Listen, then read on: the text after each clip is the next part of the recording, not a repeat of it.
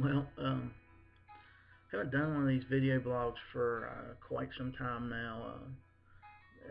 I can't even remember the last one I actually posted, and I have a few that need uploaded too. But just wanted to kind of, I guess, get out there and get back into a lot of stuff that I was doing and kind of made a point to do.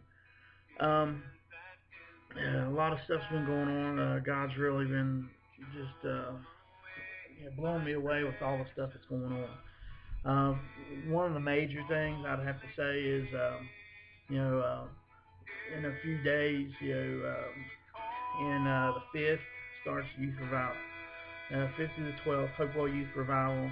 The first 3 nights is at Olive Branch at my church.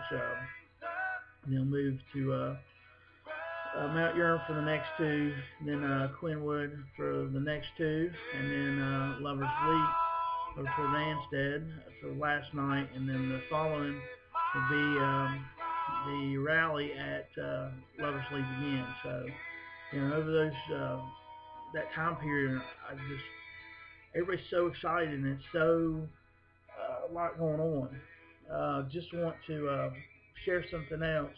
Um, God's really spoke to me and just really been kind of laying stuff on my heart. And Sunday, which would have been this last Sunday, which today's the 26th of January. You can kind of do the that would have been the 22nd actually. At church, God really showed me it was time. The whole drive home from work, I worked that night and got off at 7 o'clock in the morning, drove home, and the whole way home, Romans 1:16 was on my heart. God was really, just had it there, and it was there and there and there, and no matter what I thought about or what I did, it was there. So I got home, took a shower, got dressed, sit down to study a Sunday school lesson, and when I sit down to study, that verse was still there. I couldn't, couldn't really get away from it. So I went and turned to the verse, and Romans 1:16, 1:16 says, "For I'm not ashamed of the gospel of Christ, for it is the power of God unto salvation to everyone that believeth, to the Jew first, and also to the Greek." And before I'd actually even finished that verse, God had already told me that I was going to be reading this next verse, and it's actually the verse that comes before, um, 16.